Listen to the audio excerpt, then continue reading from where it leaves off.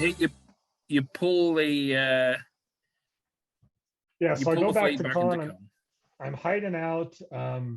Now this was actually kind of a funny move. I was going to help Ed into Romania, and I don't think they knew this was going to happen. But Krill just supported Seb into Rum, and it saved that fleet. I can't remember what exactly he was going to do before now. I'm kind of blanking on it. That must have made you go, oh! Right, and it was Really joke, went. right? That convoy to Bulgaria was brilliant. I loved it.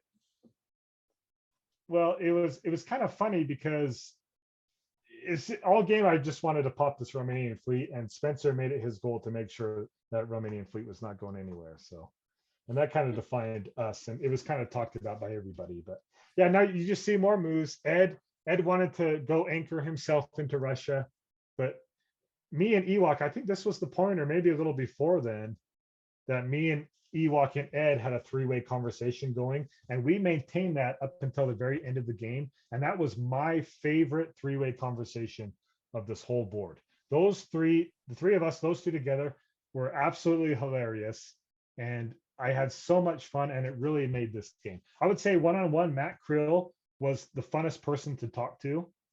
And he's a great fisherman. He caught the biggest brook trout I've ever seen. But as far as a three-way conversation goes, the one with Ewok and Ed that we started here was by far my favorite.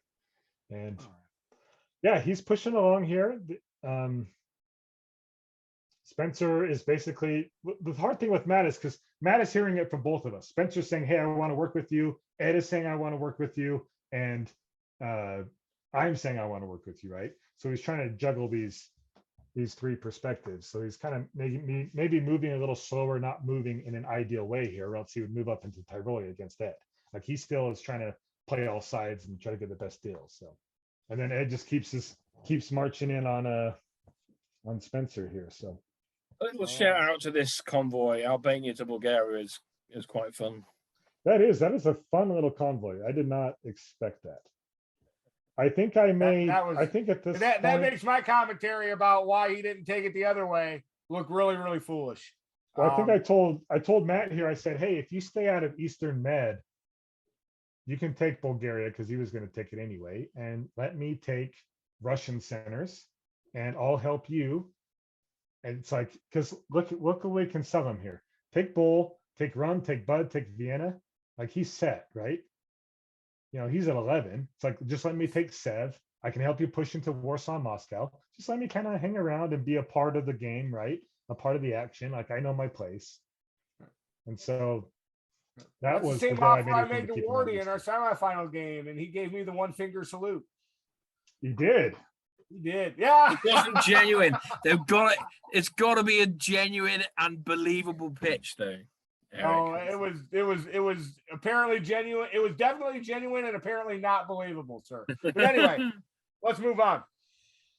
Yeah, we can get rolling. Sorry, I bogged us way down early on.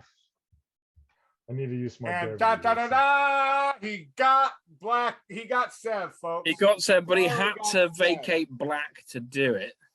Yeah, but Sev's not the price here. And Matt Krill was actually kind of mad at me with this because he did not expect Khan to go to black here. And he was upset. He's like, why don't you let me have Romania? And it's like, well, because if I let him into Black Sea and I take Sev, you'll just use him against me, right? Because he's not going to disband. Like Ed is moving all in on him. He doesn't care about Ed. He's letting Ed just walk in on his centers. The only thing he cares about is punishing me. And he wanted Matt Krill to win this game. No, you could not let him into black. I could not let him into black. So it's like he's not going to disband that fleet. And so it was kind of funny with Matt. Like, you know, he didn't get his way there, so he was a little upset about it. But I think he understood. He understood what I was trying to accomplish. But had you have supported Bulgaria to Romania, that fleet would have blown up, would it not? Yeah, but he wouldn't have got a Sev. Yeah, I wouldn't have gotten Sev. No, he wouldn't have gotten Sev. Yeah, and I wanted to stay. I wanted to stay on 4 here. So. Karthik thought that Ed was going to keep him around, but obviously that didn't happen. There was between those three, there was a lot of back and forth, right? And now as we move into the second half of the game, it's a lot of trying to balance these three guys out. And Keith, Superstition's got a great name for that. I'd never heard it used before, but it was perfect. He calls it transactional play. And that's what it was all game, which worked to your disadvantage because by being stuck in the corner, you had nothing to offer transactional players. well, I think I did. Like, I think if I say he kills that rum fleet, lets me take it and then go into Serbia, then he has another unit up north to build. And Oh we yeah, can but go along that's being, history. That ship sailed a long time ago. We're talking about you know what I now. mean? But yeah, but Yeah. yes, now I don't have anything to offer him until the very end when I offer to support him to Moscow. But so here we are. Krill's a little upset about it, but I'm still on board like the let Krill win plan. And Spencer yes. pulls Galicia and keeps Romania. Well, I actually texted him. And said, "Hey, I think it'd be funny if you just kept Romania. Like we kept joking about how it was my white whale. It's like I've kind of got really attached to that fleet. I think you ought to just keep it around. It was kind of inevitable at this point. So because I knew what I was going to do. I knew I was going to go back into Black Sea, and Ed supported me into Sev here. At this part of the game, it started to transition into in the West, these guys being really worried about Matt Krill, and then spending hours and hours in the night trying to organize bounces and things in the North to make it look like they're fighting and to try to stay. Yeah, no one believed it with each other. No one believed it. And the fleet rum is finally gone. Yeah, Matt got the bounty. He killed Fleet Rum. Ed supported me into Sev, thinking that I would support him into Rum in the fall. That was the deal. Oh, okay. And so this is where me and Ed start to go down a bit of a rabbit hole with each other. But this, I can't remember if it was this one. It's starting to kind of blur these seasons now, but there was a point where I did not want Ewok in North. I wanted Ewok, even though I was saying I wanted Krill to win, a part of me was always trying to play to try to weasel my way into a position to win. As you should. I think I was trying to get Ewok to kind of to stop moving on Ed so much. And because I wanted Ed to move Black Sea to Livonia so that he could kill Moscow in the spring. Because I didn't want there to be any temptation for Ed to support Moscow into Sev, right? And so I was really pushing for, hey, just kill Moscow now, move Black to Livonia to keep it, Ewok stay out of the Black, because we had this whole big three-way check going all the time. And I really pushed hard for it, but Ed really didn't want to. Ed wanted, or Ewok really wanted to do, I can't remember which one or the other, but they didn't trust each other and they wanted to make sure, like Ed felt like he needed those fleets over there to keep Ewok in check, right? I don't think Ed could have possibly done that. He was already playing at least one fleet short. And if he had sent Baltic, you kept calling it Black, you meant Baltic. If he'd sent Baltic to Livonia to create that pop, he'd have been having to take Ewok on with only 2 fleets. And he can't do that. Right. That was never going to happen. Well, the plan was, they were supposed to bounce. I don't think Ewok was supposed to take North Sea here, if I remember right. No. I just remember really trying to get very happy with that. When he built the fleet in Brest, you knew that English Channel was going to focus on the north, and London and Eddie are even more north of that. I don't think he had a choice. I don't think Ed had a choice. We had a whole series of conversations of Ewok, because Ewok knew, right? Ewok wanted to the whole time they needed me to be in a position where I could stymie Matt Krill to keep him from growing, so that Ewok was allowed to play in the north. And I made it very clear that I suck at tactics and I'm going to fall like a flat pancake, if against Matt Krill, if I don't get any kind of backup and stuff. So I think that kind of bugged Ewok a little bit because he didn't want to have to move units against Matt. He did not really want to have to do that. You're expecting support into Romania in the fall. Is that correct? Ed is suspecting me to support him into Romania. Yes. And so the whole time these guys help him into Rum. I was supposed to help him into Rum. Yes, Ed. Which doesn't happen, but he doesn't order that.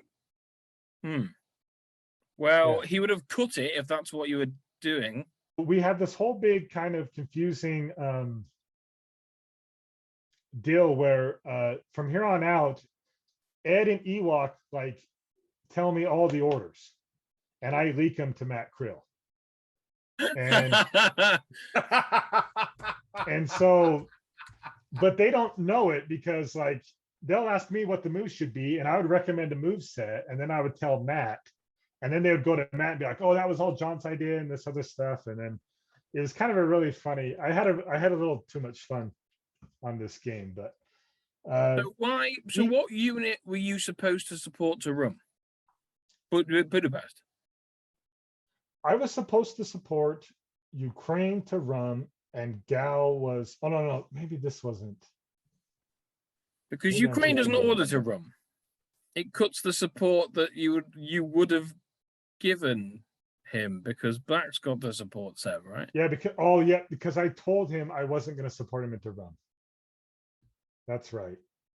Ed came to me. He's like, the whole reason I supported you in this set is so that you would support me into run. And I said, hey Ed, I want to be honest with you. Like, I'm not going to support you into run here. And the whole reason I was telling him, I'm like, Ed, like, you are the board leader here. You need to slow down. And this had been going on maybe for a while, but I was like, Ed, like, you're playing way too hard and fast. Like, you don't want to get way too big because then the whole board is going to rally against you, just like it He did. should have been offering you ROM. I don't think that ever came up. Yeah, well, Not that I can remember, but because I had some deals with Matt, like me taking Bulgaria was all arranged here, and he was going to stay out of Eastern. Yeah, because Smyrna doesn't move out, which you'd Yeah. expect if you were properly going first. Yeah, because I'm fully on board with okay. Krill here, Okay. and so all these moves were coordinated. But I told Ed, and he was really, really upset with me that he supported me into Sev, thinking that I would then give him help into run. And my whole thing was, I kept telling Ed, like, hey Ed, like, trust in the plan. Like, you don't want to be this big this early. You need to slow your roll down a little bit here, or else you need to let these guys kind of mesh in with each other before you do something. And And John, you made the right call there because, you know, the unit he wanted to put into RUM was Budapest. If you'd have gone with that and you'd have done it, then he was still going to lose Vienna and Budapest. All right. And his ability to get those back are gone. well, he changed And then he could changed sit the there moves with though, right? armies in Moscow, Ukraine, and Romania and Galicia. They'd have come for you. He'd have taken Sev next. And that's what I was worried about. I was always worried Yeah. about him taking Sev, but he changed the moves. I think the original moves, he was going to cut Serbia and then take Rum. And because we were worried about Moscow cutting Sev. And at this point, I had conversations with Spencer, and I was like, hey, do you like want me to support you in Moscow? And he's like, I'm just working on the behalf of Matt. And Matt wanted him to cut Ukraine here. And so I think I was telling, if I remember right, telling Ed, I don't know, I had everybody telling me what they were going to do. And some of them I would tell them the right moves, and so they changed them. Ed changed the moves here, but I can't remember exactly what the original one was supposed to be. But he was really upset with me that I wouldn't support him, and he had a lot of really choice words to say to me. So, Well, I think he did the right Which- thing because I think if which he'd is have deserved, supported him so. into RUM, you'd have been losing some Sev immediately. And if he'd have yeah, gotten Sev, exactly. he'd have gotten Yeah. it in a way that he would have never lost it because he'd have been sitting in Ukraine and Galicia and Moscow and Sev. Right. And I think Surrounded. that's why Ed was mad, right? Because then Ed would have been in a great position holding all those Russian territories, and then he would have had the fleets, the units to fight off Ewok and to try to squeak this out as a top. What have you got against Denmark? I can't remember why I ordered that. Maybe just to show some kind of dissatisfaction with Ed. I can't remember.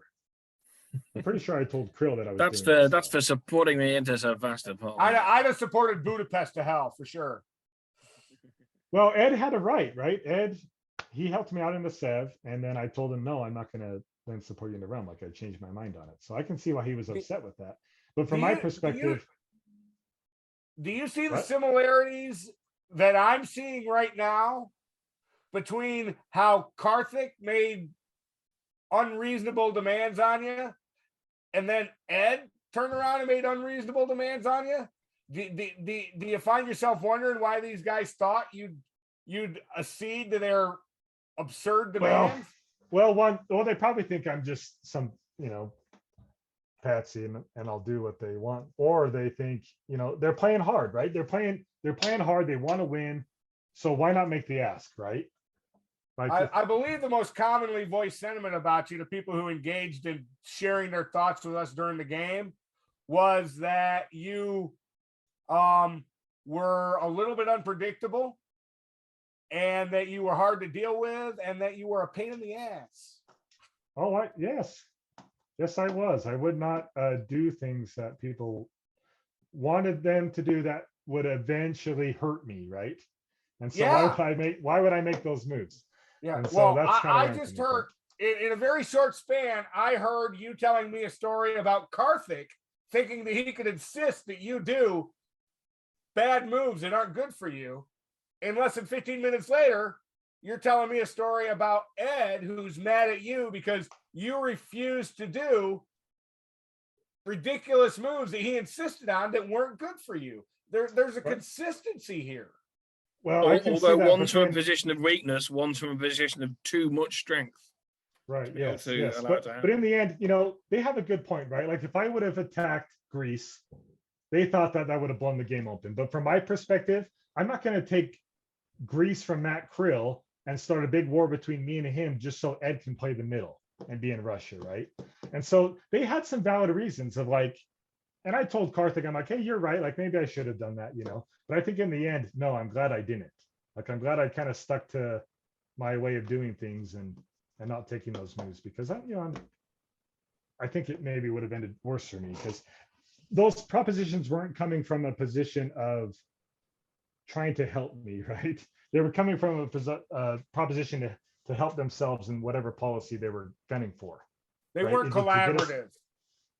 So they weren't collaborative. Right. So now you got Ewok coming into now things get really fun here because people are worried about. Is this when they're worried about? Man, I can't quite remember. Now things are getting kind of. Yeah, this is where Matt Krill got the A. But there was a big hullabaloo. This is the one season where this is the 1 year where I gave Matt Krill the A. I thought he was looking powerful. Yes, yeah, I think Matt was in a good position, and that's what kept. And that's where this whole balancing thing comes into play because since Matt was in such a good position, he was keeping Ed and Ewok on side. And so we had to figure out a way to make Ed not seem less of a threat so that Ewok and Matt would throw or would fight.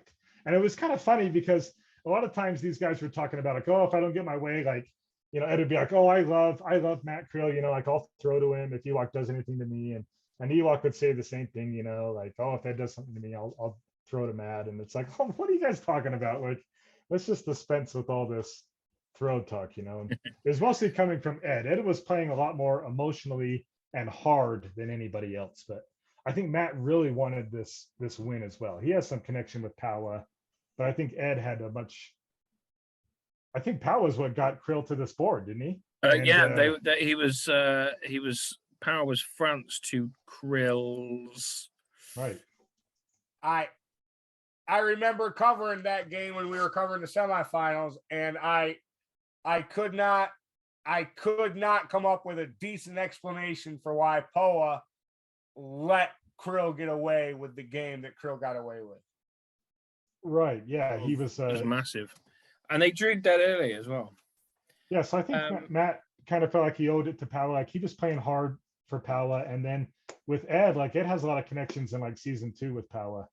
And so he was like really, like I could tell Ed was not his usual character. Like he was playing really hard to win this. So yeah, we can kind of, the rest of these moves are just, this doesn't look like you're still on board with Team Krill.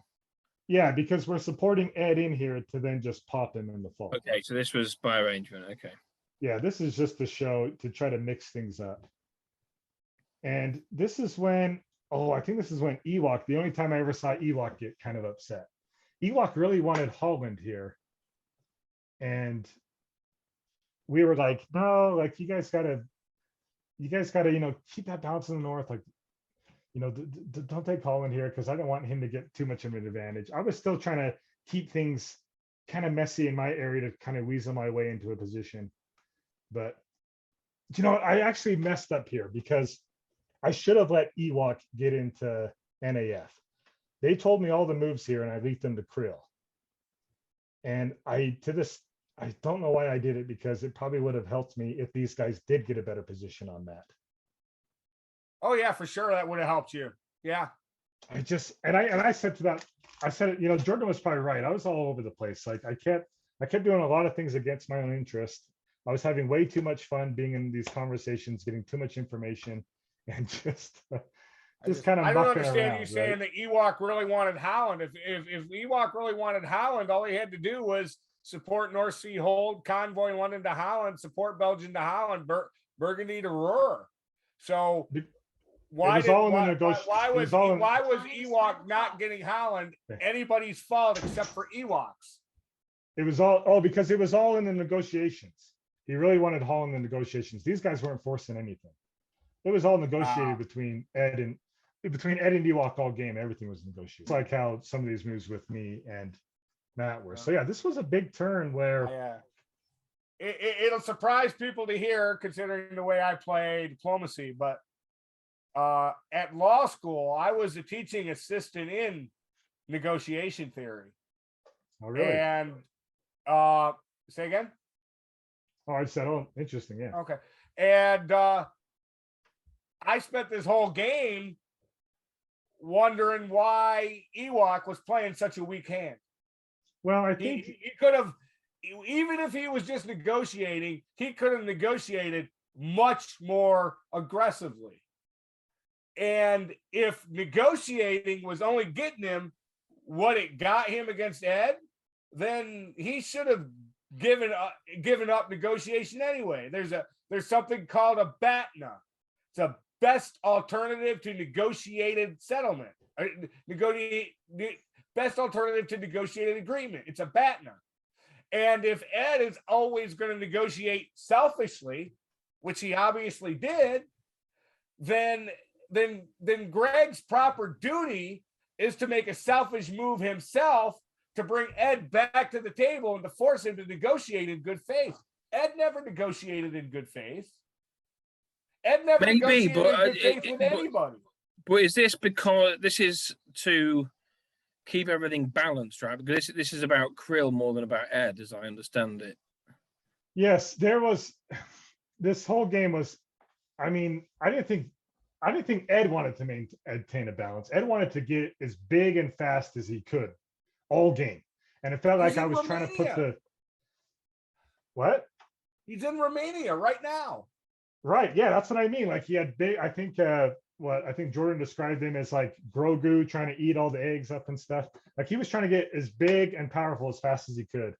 And not in Romania for long.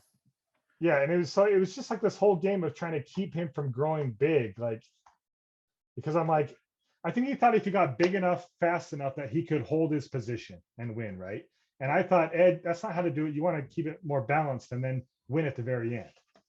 And so there was a lot of back and forth and trying to keep Ed grounded in a way, but it came at the cost of me and his relationship because I would not explain a lot of these reasonings to him.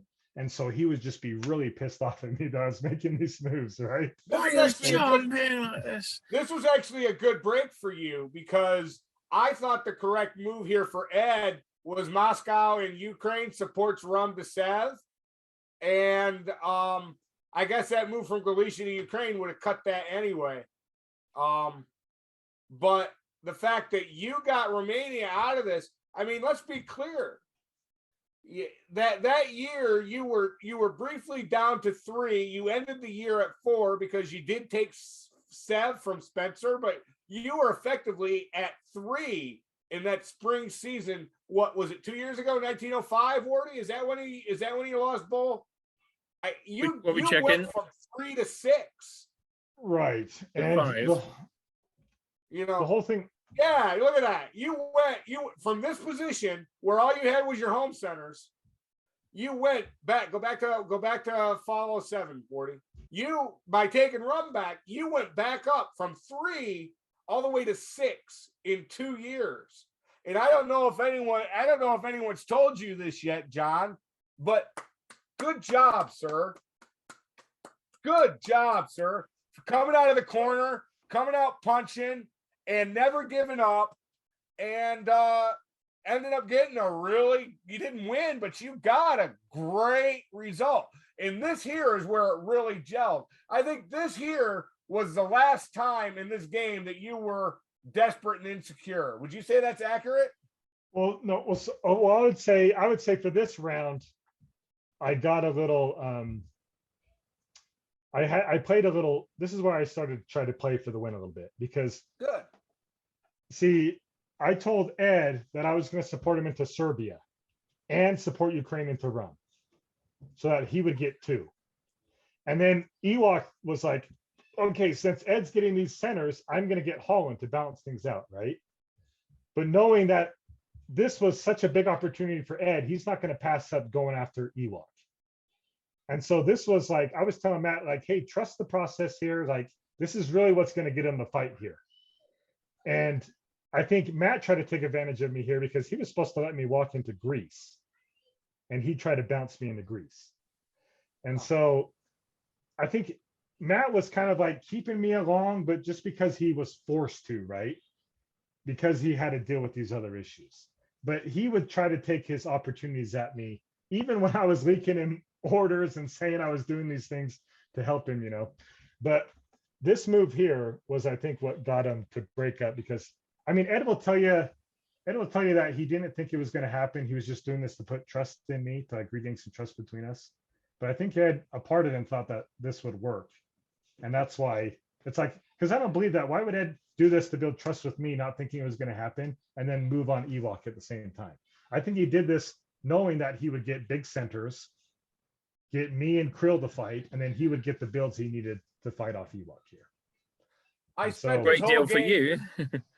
I spent this whole game baffled at how far Ed spent over the stalemate line, basically playing around in the South, playing games with dots he was never going to be able to keep. It boggled my mind. Right. Yeah. Well, I mean, he's doing what a good Germany should do, right? Like, I think I was on a top board at Weaselmoot, and won as Germany from going over to the east and mucking around and stuff. I mean, it's good for him to go over into the east, but this type of game, it's not going to be the tactics that win it. It's going to be the personalities and maintaining those personalities and trying to maintain a balance. And this whole game, I was trying to maintain a balance with these guys and leaking orders and doing all kinds of shady shenanigans and stuff to hopefully, number one, get myself into a position where maybe I could top. But if number two, if I couldn't, because Ed kind of really burned a lot of bridges with me, like socially, like he was pretty rough on me. And I was like, like I don't want to reward that. Like Matt, you have been so good with me all game. Like we have had such a great connection. Like I would be proud. This raises a lot more questions than it answers, John. There's a lot of behind the scenes stuff. And I hope when you talk to those guys, they can fill it in more. So it's kind of a blur to me at this point, because I was having so much fun. This game was 2 different games. The first half we spent way too much time on. Like it didn't really matter. Like it was this last half of the game that really was the most fun and exciting. Trying to bounce between these excellent players and pulling little shenanigans. This talk with you is really sort of put things in context here, because we thought, well, correct me if I'm wrong, Eric, that you and Krill were genuinely fighting at this point. And we thought, oh well, pulling Tuscany is sort of going, well, screw you, John. You're not going to get anything else from me. Come on, Ewok, sort of thing. But this is not the case. No, we talked about that. That was a coordinated move. And in this next season, we talked about having me go into Greece in the spring. I think this is the move where I go into Greece in the spring. Yeah. To show all this contention, right? And then I was supposed to walk that out in the fall. But what this did was set up an opportunity for then Ewok and Krill to work together so that he would get Krill into Munich. And that gave me the option to come to Krill and say, like, hey, like you're getting Munich, like just let me stay in Greece. And so there was a lot of that kind of going on. But from his perspective, he probably thought I was just slowly eating away at him. And in part I was, because I was like, if I can get myself into a position to win, I'm going to take it. But if I can't, I told him, I said, if I cannot do this, like Grease and Bull, they're just going to come right back to you. Like we have had such a good relationship all game. But so that's what happened here is that Grease move, that was all organized. Or go back one real quick. So Ewok's pulling back. There's a little contention between Ed and Ewok, but I think some of it is still kind of fixed. But yeah, so let's go to fall. I think this is it for now. We gotta rush. We've been on this for way too long. I think we've approached the. We're coming up on 2 hours. I think we've overtaken. I know. I'm sorry. I'm so sorry. I'm so sorry. Cut half of this out. Well, to be fair, you were in it for double the length of time that Karthik was in. Let's be clear. We're taking our time on this because Jordan criticized how long we spent on our semifinal game. Well, I'm kind of, So, okay. So me and Matt, this was not arranged where he moved his fleet into Albania. I think he was starting to get a little worried about that I would not be sincere in allowing him the game, even though he knew me and Ed kind of had some bad blood going on. But yeah, so. But he does pick up Munich to compensate. Yeah, he picks up. Yeah, we knew he was going to get Munich, and so I would keep Greece. And the whole time, these conversations, there was just kind of like it was still kind of a balancing act, right? It was still like if I don't get my way, I don't care if this other person wins. And Ewok, Ed, and Matt, they were all kind of, engaging in that kind of talk. But I thought how worried overall, are you about Romania here? Because you could have bounced Ed, so he didn't have 2 on 7. Well, this was the point where I was getting a little worried. So I just kind of supported myself. I didn't think I was going to. John, let me do an aside here, and I think this is very important for our viewers who are watching this video to try and learn the game, because we have tens upon tens of viewers. So we have people out there who are looking to this expertise to try and learn the game. And you've mentioned this a few times over the course of this show, this whole thing of players, especially players of this caliber, making the threat. Well, if this doesn't go my way, I'll just throw to so-and-so. Did you ever believe any of those threats? Never. Ever? And that's what, I think Ewok got a little bug with me because I said, no, I don't believe you're going to do that. Like, why would you do that? You're an excellent player. If someone tells me they're going to, I like to play head games, and there are things that players can do or say on a board that I take personal offense to that I probably shouldn't. And threats to throw the game are one of those things. And when a player threatens to throw a game, I intentionally antagonize them so badly that they'll go ahead and go throw the game. Because I know they've got to live with that. Yeah. Yeah. That's a big old risk. If I'm on a board with Ewok, if I'm on a board with Greg, and I'm on a board with Jordan Connors, and I'm on a board with Ed Sullivan and Matt Krill, and they tell me that if they don't get their way, they're going to throw, I just freaking laugh. You've got to use everything in your arsenal, right? That's nothing but a fetch and laugh riot. That's all you've got. That's the only club left in your bag. Yeah, but what can they do, right? They're trying to maintain this balance, right? They all can sense it, right? They can taste this top. They're all in a position to do it, right? So any little thing that they can do to kind of maintain that. And I'm just this big, fat thorn in everyone's side here in the corner, right? That's just kind of playing my own little games and leaking orders everywhere. And I even told Greg and Ewok, we got through this whole big order phase, and I was just like, well, as per usual, I'm going to go leak this to Matt, as like a joke, but it's like, hey, it's really the truth, And so it was just against you. Did they ever feed you bogus moves so that you'd leak them to Matt? No, they never knew. And Matt even said, Matt's like, they have no idea that you're leaking me stuff. And we just played it off like Matt had these like great tactics that he was stopping them with. But here we go. Clairvoyant tactician, Matt Krill. All right. Yeah, so let's go. Let's move along here. There was obviously last season there wasn't some trust. Me and Matt went all the way to the wire, and we couldn't figure out how to jump up into Russia together. I think at that point he was either letting Ed get to him, or he was starting to kind of maybe listen to Ed a little bit about, hey, I got to do something against John here if I want to win. You could have go back a season. I mean, look at the scores here: 9-9-9-7. All he had to do here was cut Warsaw, and you'd have been in Ukraine. Right. Yeah. And that was the issue, right? But he was worried about Munich. And so he needed to cut Silesian. Yeah, okay, fair, And so fair. and we were trying to work it out, but it came down to the buzzer. And we had a few seasons like this, me and Matt, where it's like, oh, what are the best moves exactly? And then we end up just kind of holding in the end. But I made the Matt pitch would like, have hey, done better to focus on Warsaw and Moscow than to worry about Munich, because as the game shows out in the end, Right. there was no way he was ever going to keep Munich, not without dropping an army in Bohemia. right, yeah. And well, I think what it was Matt. I was trying to pitch these guys like, hey, like you're not so bad. Like Ed was really frustrated. He was losing Munich here and was blaming a lot of things on me. And Matt was a little frustrated that I was going to be staying in Greece. But it's like, look, the game is going to be 9997. Like we're going to make an exciting game for the viewers here. We're going to go down to the final stretch. And I want this to be a 1910 finish. And I made that clear. And Ed was mad because I built an army, but it's like, hey, I can't build a fleet against Matt. Like, yeah. And so I built an army to show goodwill to Matt, like I have been all game, And if you'd have built a fleet, all you'd have done is given Tunis and Rome to Greg. Right. Yeah. So I built the army, and he repays me by taking Romania, which is probably a smart move if he has Ed on side. The whole deal was that Ed would take Munich back, and that they would kind of work together to stymie Ewok, and then one of those two would top. But then Ed kind of flips on him here. So this is where he made a the pitch. position as well against France, because Turanian goes to cover the convoy that doesn't come.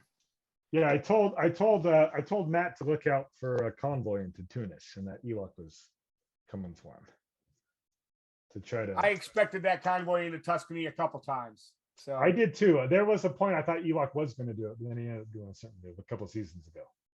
But this point, I told Krill, I said, hey, this is your game as long as you don't force it. Like if you put a lot of trust in me, you let this game come down to 1910, like, and I can't win, I'll give you this game. Like you have had such a good demeanor this game, and you've been so like fun to talk to, and I thought you played a great game. And then he forced Greece on you right now.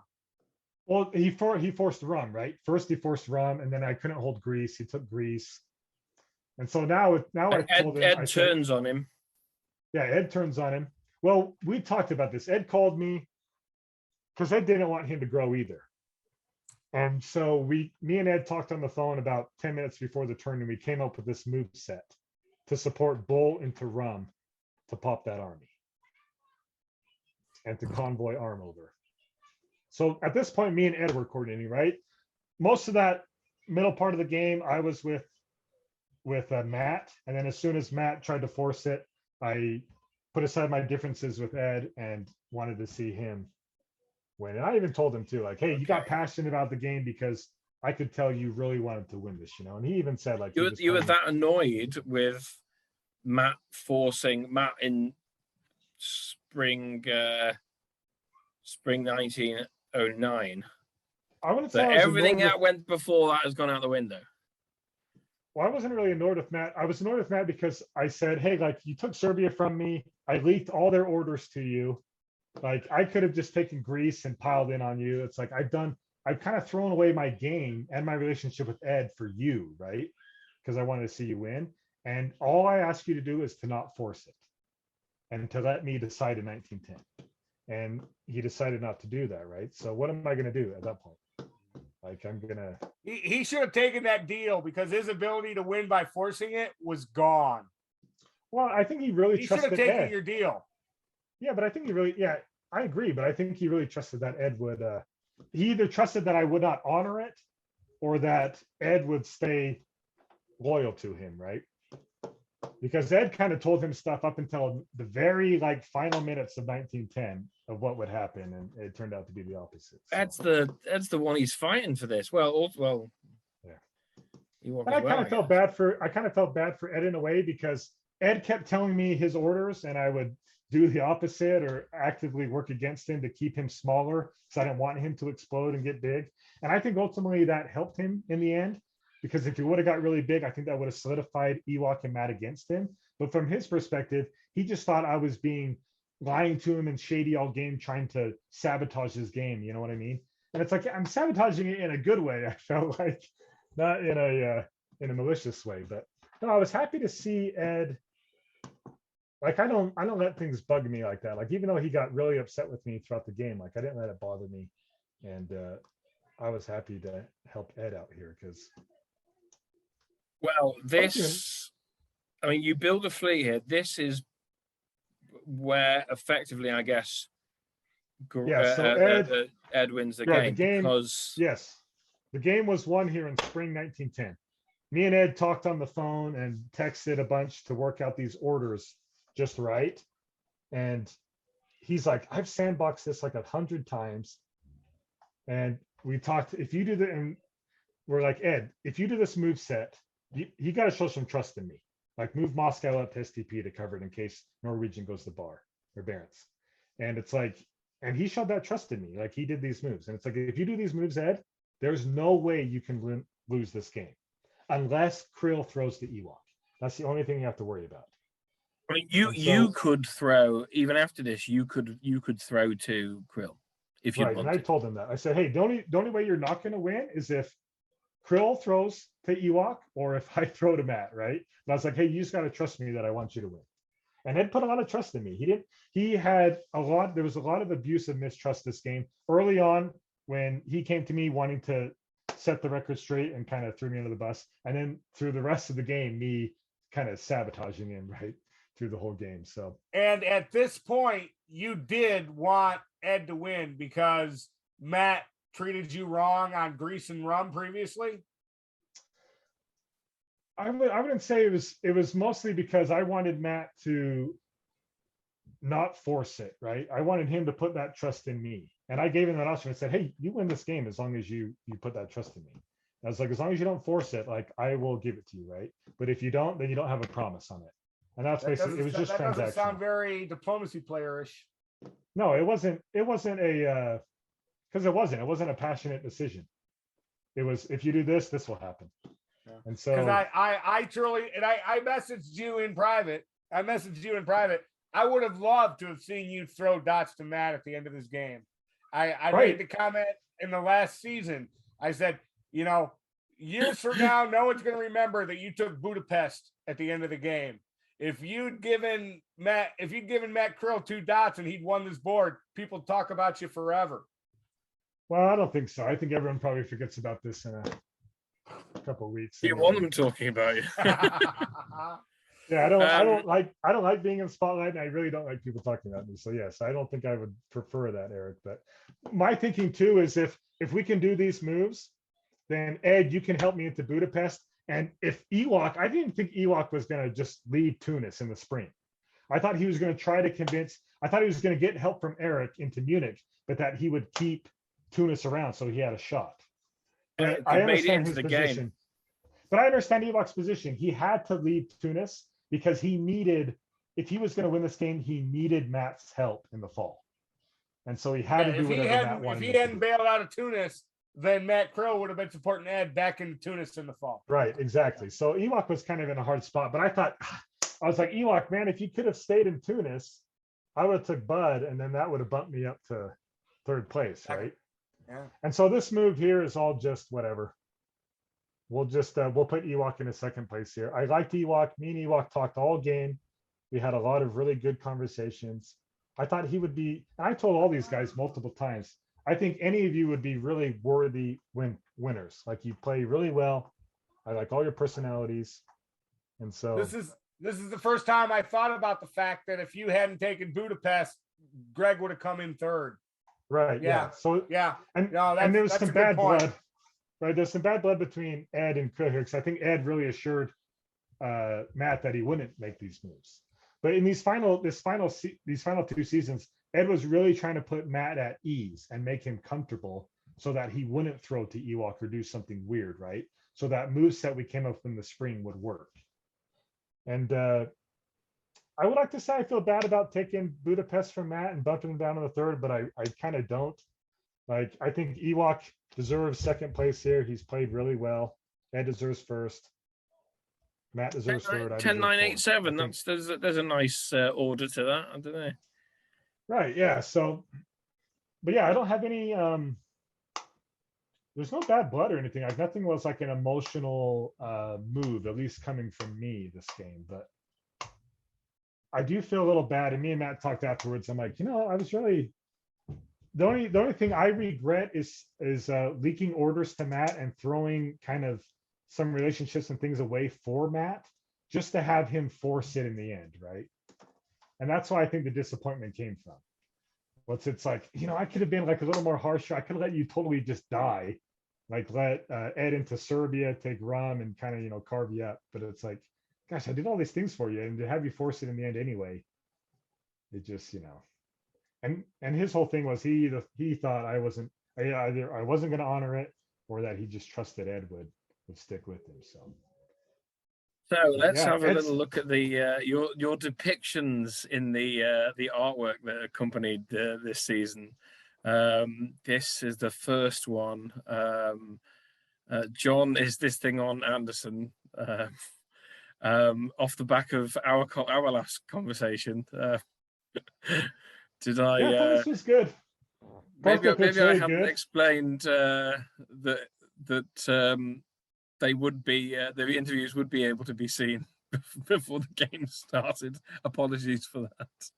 Well, I wasn't sure because Ed talked like the interviews weren't going to be shown until like after 1902, right? So I didn't think they were going to show them right at the beginning. I wasn't a part of that show. I'm sorry. I was drunk on the beach. So well, that's a good place to be. I don't think I incriminated myself at all, though. I mean, I was willing to work with anybody. So well, you didn't do a half-hour speech on the Central Power Alliance, at least. But, this is I the found thing hilarious. that sabotaged me all game. That's Lady the Razor. artwork that blew you up. Yep. Yes. This is what I think. This is the artwork that had Spencer feeling a little, it made him feel like he got taken advantage of, right? And nobody wants to feel like they got taken advantage of. I think this artwork had an impact on the game. I think I believe talked it did. About Yeah. it here. I think Spencer felt badly that he got mocked here. I think that everyone dogpiled on Karthik after the crystal ball shot. I called it calligraphy or caricature envy. I think people responding to this artwork probably had an impact on the game. You know what? And even that artwork of Ed, right? Ed, I guess we can get to of Ed, getting the talking about exam. artwork. Let's talk about Max's. Yeah, Max had some great artwork.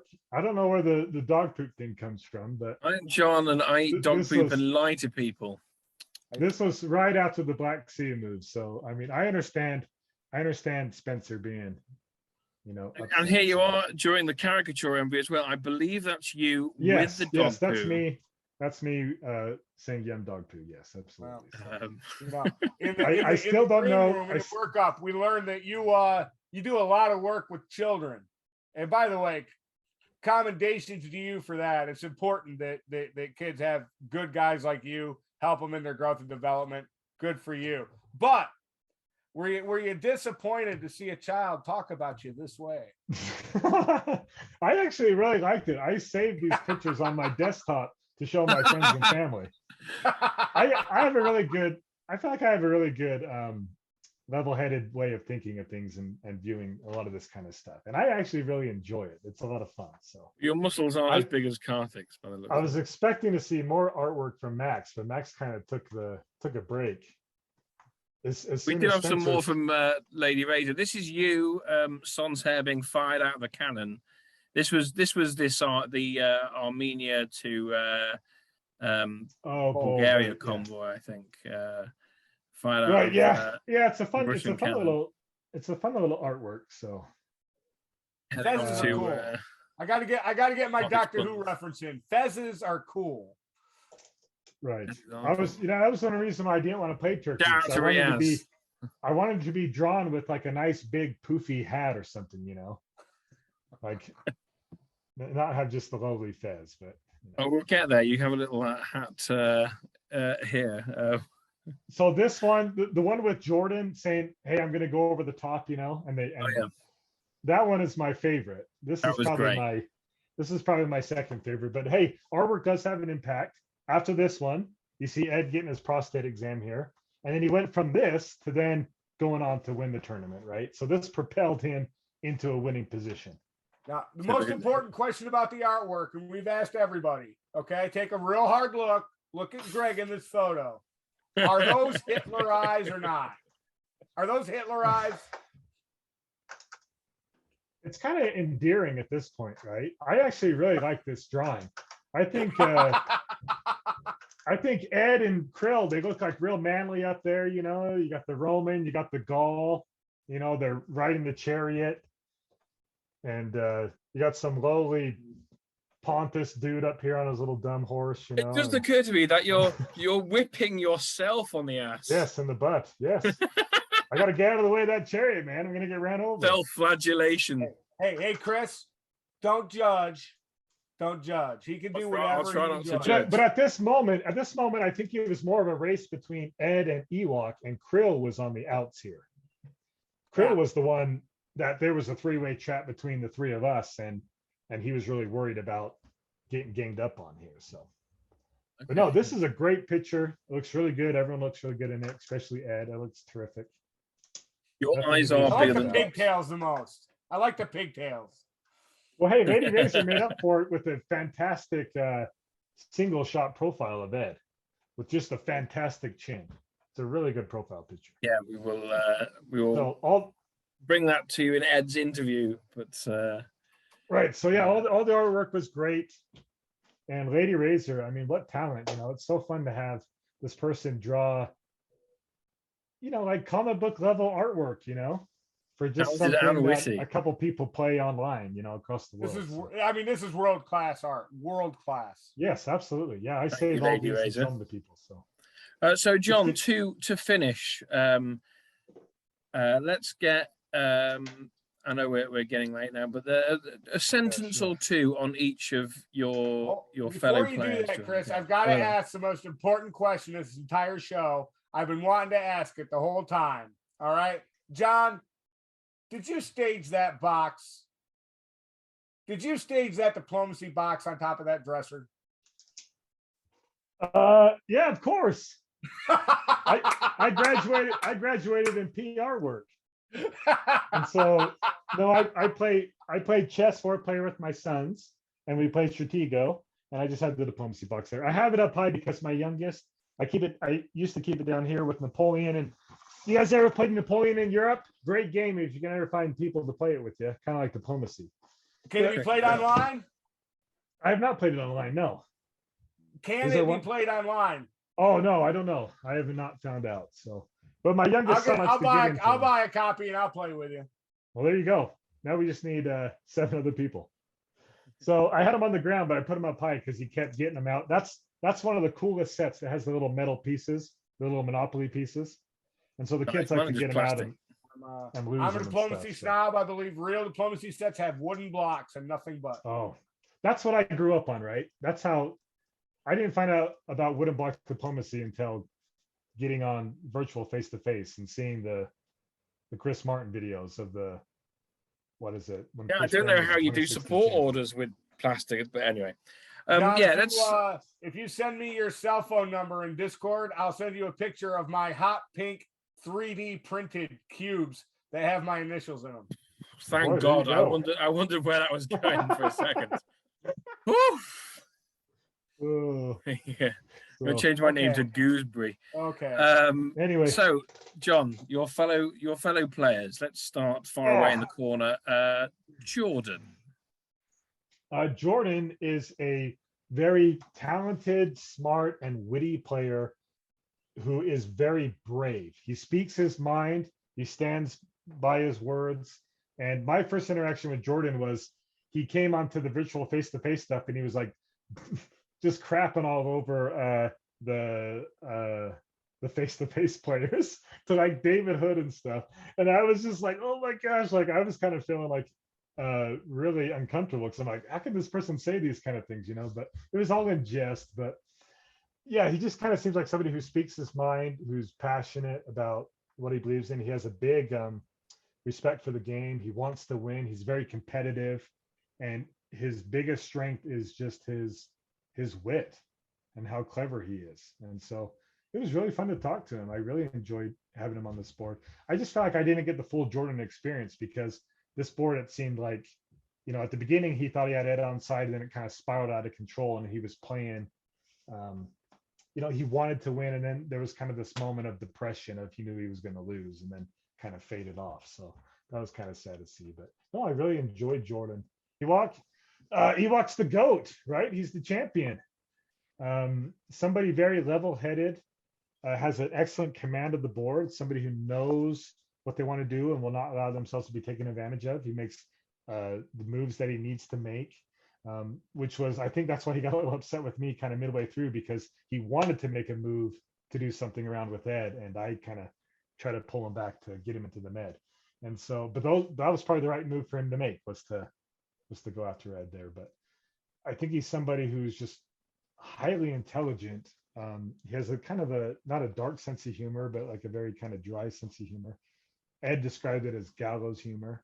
And so he was very fun to talk to, especially in the three-way chats with me, him and Ed. I really enjoyed Ewok on this board. He's a world-class player, and I have really nothing bad to say about him at all. Just a top-notch player. I'm happy he got second place. He probably should have got first place. So he was a great player. Ed is Ed's a punk. You know that? I really enjoy Ed off the board. Me and him get along fantastically. On the board, we never seem to connect quite well. Ed got really upset with me this game on multiple occasions, and it was probably most likely justified, right? I can really upset somebody when they expect me to do something and I do the exact opposite. And so, but kudos to Ed for the great thing about Ed is, even though he gets really mad at you, he can really pull it back with humor. And I guess it takes two to tango. You have the right personality to accept that, but he can really put a lot of humor into it and really turn things around. And I really enjoyed Ed, especially later on in the game. And again, with those three-way conversations with me, him, and Ewok, like it was just a lot of just funny stuff was talked about. And just, you spend 4 hours a night with these guys. You really kind of get to know them and enjoy them and stuff. So I think Ed is just tenacious, right? This game, I think I described him as ferocious. Like he was really fighting, I think, to win this for Paua. There was some stuff that happened in season 2. He wanted some redemption. And I understood that and I supported it. I think he needed this win personally than anybody else on that board. And I'm happy that he won it. Ed's a great guy. He's a terrific guy. So he can get a little heated, but it's because he's a passionate person. I hate when diplomacy players get heated for no good reason. There's always a good reason. So especially talking to me. How about Karthik? Karthik, I was a little surprised because people who I thought would act one way in virtual were kind of a little bit different in press. And so I was taken a little bit back there with Karthik. Me and him kind of just were not on the same foot. And I think he just kind of wanted to work with somebody else other than me this game. But and then making the demands where I thought he wasn't in a position of power kind of turned me off as well. But no, I've always enjoyed Karthik. I always said I had a lot of respect for him.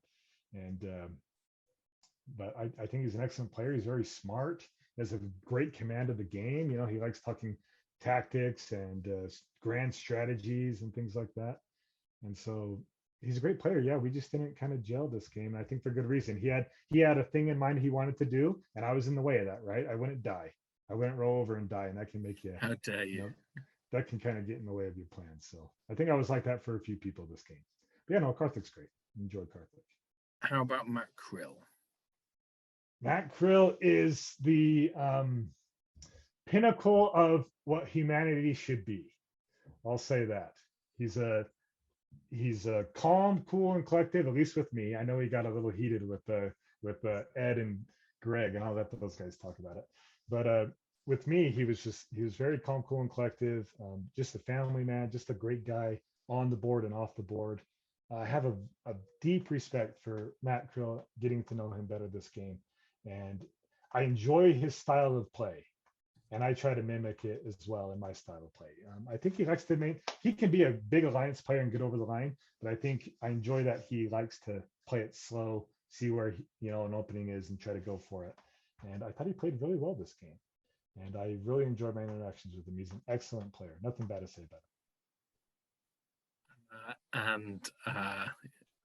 Your neighbor to the north, Tarsier. Oh, Spencer.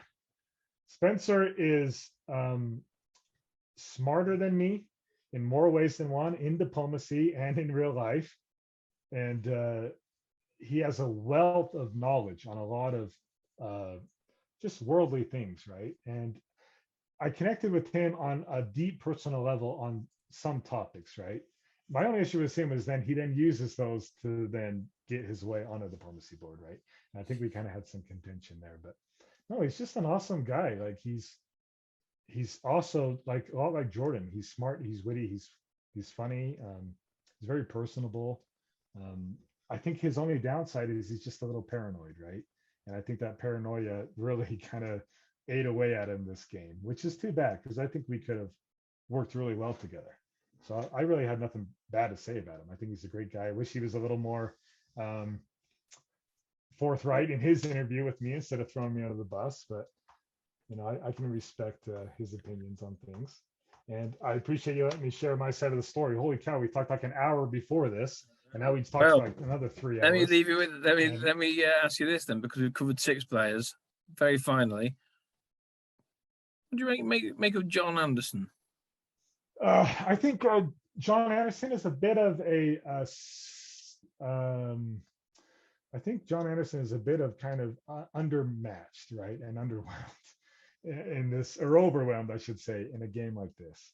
And I think I was a little bit all over the place. I think my policies, my intent this game, I did not follow my own path, right? I think I tried to play too much of a balance of power game, and I had a little too much fun.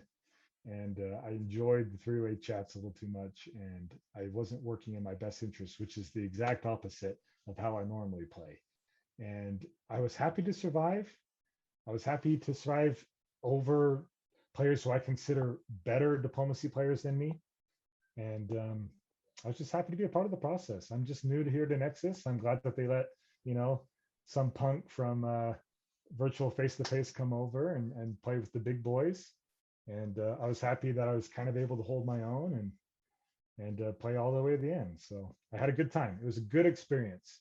And I recommend anybody to jump in and to play these Nexus games and to just try their best and to play with these really good diplomacy players and to try to match wits with them and tactics. And it was fun. It was a great experience. It's been now, great. Can I give my opinion of Wardy and Eric? Gosh, only if it's positive. I would say I really enjoyed you guys' commentary. You guys are kind of opposites in a lot of ways, minus the hairdo, you know. But you come together and you made a great show. And behind the scenes, we laughed and joked about it and had such a great time. And we really enjoyed your commentary. And so we appreciate what you did, right? I mean, to put hours into something that like 30 people are going to watch, like that takes something, right? To spend 4 hours with me on a Sunday, right? It's a good thing you caught me after church. So I'm trying to be Christ-like and be mellow and calm, you know. And so I appreciate that. You guys are great. Thank you. Thanks for putting. Thank you very much, John. I knew everyone on this board except for you and Spencer going into this game. I had extensive dealings with all of you except for you two, and I have very much enjoyed getting to make your acquaintance and Spencer's acquaintance. Both of you, I didn't really talk to you until we did the post-game interview. That's my first interaction really with both of you. And you're a lot of fun.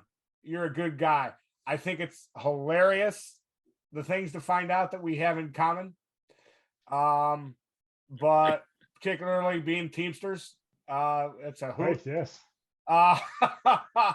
But you know, I'd share a board with you anytime, but I won't support you into Belgium. Okay. Will you support me in Romania to pop a fleet? That's what I want. Everyone always asks the wrong question. You say, hey, can I have Romania? You don't ask the most important question, which is, can I keep Romania? There you go, Eric. Some parting words of wisdom. I appreciate that. A little bit of cynicism. Never hurt anybody. So, John, it's been fabulous to talk to you. Good to have you on to see all those insights, which Eric and I didn't have access to when we were doing our commentary, just to see how far off we were. Well, I think you guys are going to become get more excited, because once Ed comes on here, Ewok, Matt, like they're going to really fill in a lot of more holes. And like that last half of the game was it was so much fun, and there was so much going on, and it was a really fun game. I really appreciated it. So, but holy cow, I'm so sorry I talked for so long. I was just joking in the public comments that it was going to be this big battle royale, just to bump up the viewership, I work in, I did some work in advertising and stuff, but I'm sorry I just droned on and took so much of your time. Please tell Ed to cut like half of this out. No, it's all going in. This show lasted as long as it did because Wardy and I were having a lot of fun. You're a fun guy, and it's our real pleasure to get to know you. All right? Yeah, it was great. I appreciate it, guys. I hope you do it next year too. Oh, is that the time? We'll see. But Ed, we do 2 Ed's seasons not going to make a another year, final, right? surely. We do 2 seasons a year. There's a season 8 this year, right? In autumn, yeah. We'll see. Wardy, he's hesitant because he's planning on being in the final. So I'll be doing my hair that day. Right.